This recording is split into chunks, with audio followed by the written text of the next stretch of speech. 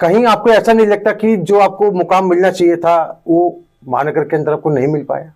तो पार्टी ने मेरी कुछ भूमिका दूसरी तय की होगी, और जो भी पार्टी मेरे लिए भूमिका तय करेगी मैं उस पर जिम्मेदारी के साथ, पूरी निष्ठा के साथ काम करूंगा। आपको कहीं ऐसा नहीं लगता कि जो एक लेटर बम को लेकर एक माहौल बना था कि एक लेटर बम कांड हुआ था, कहीं वो तो इसका कारण नहीं बना? मेरे उस पर साइन भी नहीं थे, मैं था ज़रूर डिस्कशन में। मुझे नहीं पता वो किस प्रेशर में उन्होंने बाद में अपना लेटर विड्रॉ।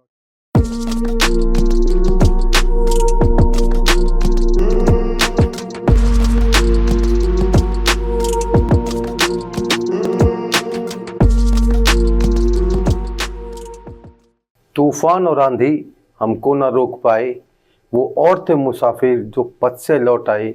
संकल्प कर लिया तो संकल्प बन गए हम, मरने के सब इरादे जीने के काम आए। जी हाँ, ये पंक्तियाँ समर्पित हैं एक ऐसे व्यक्तित्व को जिन्होंने समाज और देश के लिए निरंतर काम किया है, जिन्होंने शिक्षा के क्षेत्र में एक ऐसा नाम स्थापित किया है कि आज भी लोग शिक्षा के क्षेत्र में उनको कहते हैं कि हाँ जी हाँ, उन्होंने अच्छे कॉलेज बनाए हैं। राजनीतिक क्षेत्र में भी जो निरंतर कार्य कर रहे हैं, जिनका व्यवहार ही उनकी पहचान है। व्यवहार को लेकर ये कहा जाता है कि अगर सीधे तौर पर आप किसी से मिलना चाहते हैं तो बिना किसी रोक टोक के आप 24 घंटे अपनी बात कह सकते हैं, अपनी मुलाकात कर सकते हैं।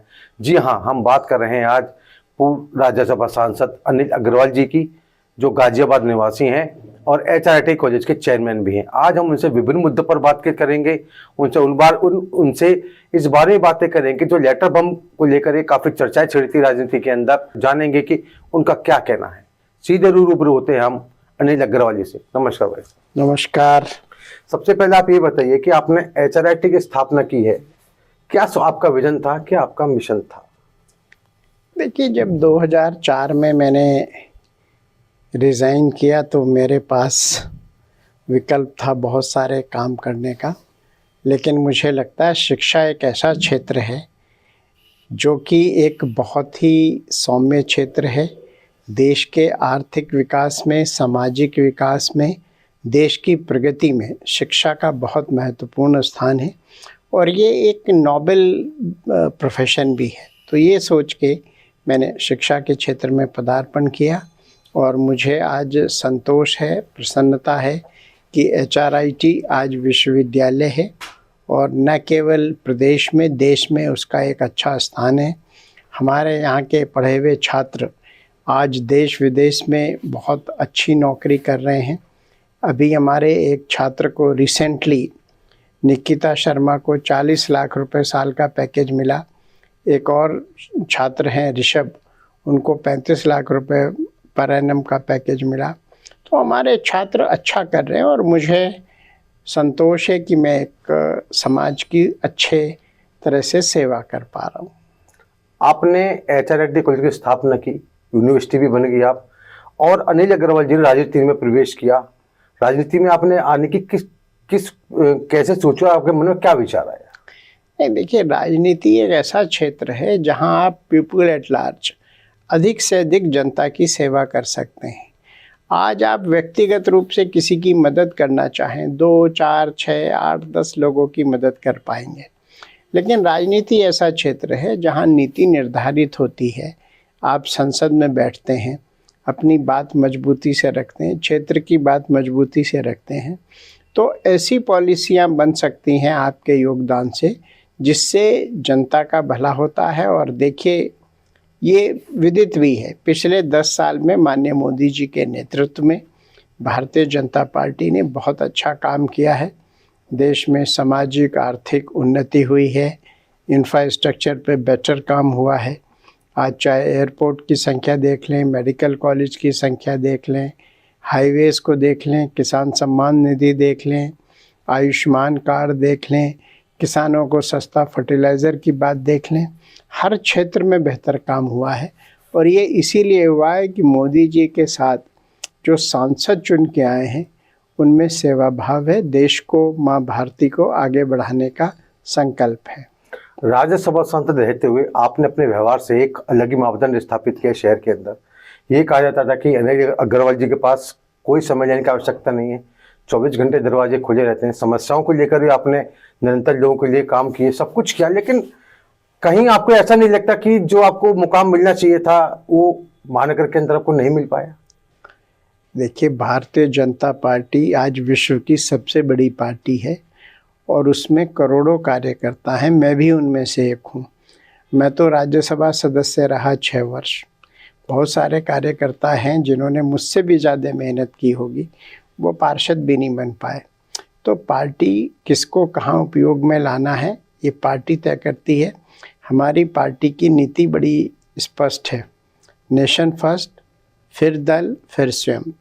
तो पार्टी ने मेरी कुछ भूमिका दूसरी तय की होगी और जो भी पार्टी मेरे लिए भूमिका तय करेगी मैं उस पर जिम्मेदारी के साथ, पूरी निष्ठा के साथ काम करूँगा। आपको कहीं ऐसा नहीं लगता कि जो एक लेटर बम को लेकर एक माहौल बना था कि एक लेटर बम कांड हुआ था, कहीं वो तो इसका कारण नहीं बना? नहीं, मेरे ख्याल से आप जो माननीय श्री दिनेश गोयल जी द्वारा एक चिट्ठी लिखी गई थी उसकी बात कर रहे हैं। जी जी बिल्कुल सही बात में। मेरे उस पर साइन भी नहीं थे, मैं था ज़रूर डिस्कशन में। मुझे नहीं पता वो किस प्रेशर में उन्होंने बाद में अपना लेटर विड्रॉ किया है और उसमें ऐसा कुछ भी नहीं था। मैं आज भी मानता हूँ, पार्टी की भी हमारी यही नीति है कि राजनीति में परिवारवाद नहीं होना चाहिए और वो चर्चा मुख्यतः उसी पे आधारित थी और उसी प्रकार से वो लिखा गया था जिसको माननीय विधान परिषद सदस्य ने बाद में विड्रॉ किया। अब उनकी क्या परिस्थिति रही होंगी वही बेहतर जानते हैं। ऐसा नहीं लगता कि आप राज्यसभा सांसद रहते हो, आपने बहुत काम किया, लगातार लोगों के बीच रहे, कि विधानसभा उपचुनाव में भी आपका नाम चला, सांसद में भी आपका नाम चला, लेकिन कुछ ऐसा मतलब, और दोनों स्थानीय चेहरे दिए गए भाजपा की तरफ से और आपका नाम भी बड़ा मजबूती के साथ था, ऐसा क्या वजह रही, क्या रही कि आपका नाम आगे नहीं बढ़ पाया? मुझे नहीं मालूम क्या कारण है, लेकिन मैं पार्टी का एक निष्ठावान कार्यकर्ता हूँ और पार्टी मुझे जो भी दायित्व देगी मैं उसे बखूबी निभाऊंगा। आपने एक लंबा सफर रहा है आपका, नौकरी में भी आप लंबे समय तक रहे हैं, शिक्षा के क्षेत्र में भी आपने एक अच्छा समय गुजारा है, राजनीति में भी रहे हैं, लेकिन राजनीति में ये लोग आज तो ये कहते हैं कि अनिल अग्रवाल जी को जहाँ होना चाहिए था वहाँ नहीं पहुँच पाए। आप थोड़ा सा इस पर थोड़ा सा खुल के बात बताइए थोड़ा सा। नहीं, देखिए, धैर्य रखना चाहिए राजनीति में, है ना। मैं 2014 में MLC हारा तो मेरे समर्थक सभी निराश थे, लेकिन 2018 में मैं राज्यसभा बन गया। तो धैर्य रखना चाहिए, निष्ठा के साथ, ईमानदारी के साथ जनता की सेवा करना चाहिए। जनता के आशीर्वाद से मुझे जो भी दायित्व मिलेगा अच्छा मिलेगा और मैं काम करता रहूँगा। कहीं ऐसा तो नहीं है कि जो बम कांड हुआ था उसमें गुटबाजी कहीं इसके मामले में सामने ना आई हो सकता है, लेकिन मैं किसी गुट में नहीं हूँ, स्पष्ट कर दूँ। मैं पार्टी का कार्यकर्ता हूँ, मैं पार्टी में निष्ठा के साथ काम करता हूँ। और देखिए, मैं लगभग 9 साढ़े 9 महीने 10 महीने होने जा रहे हैं मेरा कार्यकाल समाप्त हुए, लेकिन आज भी मुझे जो स्नेह मिल रहा है जनता का शायद किसी सिटिंग जनप्रतिनिधि को भी ना हो। और मेरे यहाँ आज भी घर पे सुबह ही लोग आते हैं और ईश्वर की कृपा है, पार्टी का आशीर्वाद है, मैं लोगों की आज भी सेवा कर पा रहा हूँ और जो लोग मुझ तक आते हैं उनके यथासंभव काम भी करने की कोशिश करता हूँ और मुझे उसमें सफलता भी मिलती है। आपको लेकर ये कहा जाता है आम जनमानस के बीच में कि गाजियाबाद से एक पूर्व सांसद हुए हैं जिनका व्यवहार ऐसा था कि जो हर टाइम लोगों के लिए तैयार रहते थे, उनकी तुलना आप लोगों से की जाती थी, लेकिन उस तुलना को लेकर एक माहौल सा बनता है कि वो स्थितियां क्लियर नहीं हो पाई आपको लेके। मैंने कहा ना, मैं पार्टी का निष्ठावान कार्यकर्ता हूँ। पार्टी मुझे जो भी दायित्व देगी मैं उसको बखूबी निभाऊंगा। हमारे दल की नीति, मुझे क्या करना है ये मेरा दल तय करेगा, मैं तय नहीं कर सकता, है ना। और मैंने कहा, मुझे इस बात का भी संतोष है, मैं तो 6 साल राज्यसभा में रहा, जनता की सेवा की, जनता के बीच में रहा। साधारणतः देखने में आता है राज्यसभा के लोग पब्लिक में कम रहते हैं, लेकिन मैं तो पब्लिक के बीच रहा और मैंने इसको जो सेवा की है उसको मुझे आनंद भी है उस बात का। अब दिल्ली में चुनाव है और विधानसभा चुनाव है, इसको लेकर आपका कुछ क्या कहना है? नहीं, निश्चित रूप से माननीय मोदी जी के नेतृत्व में भारतीय जनता पार्टी की सरकार बनेगी और केजरीवाल जी से लोग उब चुके हैं। इस बार दिल्ली की जनता बदलाव के लिए वोट करेगी और दिल्ली को हम विकसित दिल्ली और दिल्ली को बेहतर दिल्ली, जिसमें प्रदूषण ना हो, जल साफ हो, वाटर लॉगिंग ना हो, ऐसी दिल्ली हम बनाने चाहते हैं। ये कहा जाता है कि आपके पास मुख्यमंत्री चेहरा नहीं है, आप इस चीज को किस दृष्टिकोण से देखते हैं? भारतीय जनता पार्टी के पास कई बड़े चेहरे हैं, जिनमें से किसी को भी हम मुख्यमंत्री बना सकते हैं। आप देखिए, हमारे प्रवेश वर्मा जी 2 बार सांसद रहे हैं, चुनाव लड़ रहे हैं, है ना। इसी प्रकार से और कई लोग हैं जो बड़े चेहरे हैं, है ना। हर जाति बिरादरी में अगर आप देखेंगे तो बड़े लोग हमारे पैनल से चुनाव लड़ रहे हैं। और जिनको आप देखिए, दुष्यंत गौतम जी हैं, अनुसूचित समाज से आते हैं, बड़ा नाम है। अभी हमारे पास आप देखिए और भी कई लोग हैं इस तरह के, जैसे सिख समाज से सिरसा जी आते हैं। इसी प्रकार से विभिन्न समाजों से, वैश्य समाज से हमारे ब्रजेंद्र गुप्ता जी आते हैं, है ना। तो हर समाज के बड़े लोग हैं जो कई कई टर्म एमएलए रहे हैं, एमपी रहे हैं। और उनमें से मनोज तिवारी जी हैं, प्रदेश अध्यक्ष भी रहे हैं, ब्राह्मण समाज से आते हैं। बहुत सारे लोग हैं। कोई भी ऐसा व्यक्ति जिसको भी पार्टी हाईकमान तय करेगा, कार्यकर्ता आदेश देंगे, वो बखूबी दिल्ली की जनता की सेवा करेगा। आप वैश्य समाज से आते हैं, वैश्य समाज के ही गाजियाबाद से भाजपा के अंदर कई लोगों को प्रमुख स्थान मिल रहा है, लेकिन आपको लेकर माहौल तो बनता है, लेकिन वो शीर्ष पर नहीं पहुंच पाता। मैंने कहा ना, मैं तो शीर्ष सदन का सदस्य रहा हूँ, सर्वोच्च सदन का सदस्य रहा हूँ मैं राज्यसभा का। इससे ज़्यादा कुछ होता नहीं है। और सीधे सर्वोच्च सदन में गया तो पार्टी मेरे लिए मेरी भूमिका तय करेगी। आप बोले, मैं आपसे ये फिर आपसे कहना है कि थोड़ा सा आप वो जो अपने जो लेटर बम काम था, वो कहीं ना कहीं कनेक्ट है आप लोगों से। देखिए, मेरे तो उस पर साइन भी नहीं थे, बाकी लोगों के साइन थे, तो वो लोग सब आज स्थापित हैं। तो मुझे नहीं लगता उन सब चीज़ों का कहीं कोई होगा। और दिनेश जी के यहाँ बैठ के लिखा गया, और उसमें जो बात है वो पार्टी की नीति के अनुरूप है। हमारी पार्टी परिवारवाद के खिलाफ है। उसमें भी हमने यही तय किया था कि भाई जो जनप्रतिनिधि हैं वो स्वयं वो करें, उनके परिवार के लोग आगे ना आए, वो इंटरफेयर ना करें। कहीं ऐसा तो नहीं कि 2 बड़े नेताओं के बीच किसी तीसरे को फायदा मिल गया हो?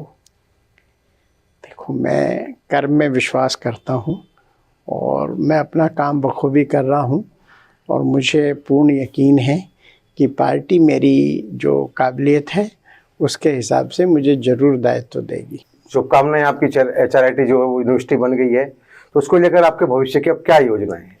ये हम लोगों ने बहुत सारे नए कोर्सेज शुरू किए हैं। LLM शुरू किया है लॉ में, BBA LLB शुरू करने जा रहे हैं, LLB पहले ही था। हम लोग बायोटेक्नोलॉजी में शुरू करना चाह रहे हैं, माइक्रोबायोलॉजी शुरू कर रहे हैं। इस बार पैरामेडिकल के कोर्सेज शुरू कर रहे हैं।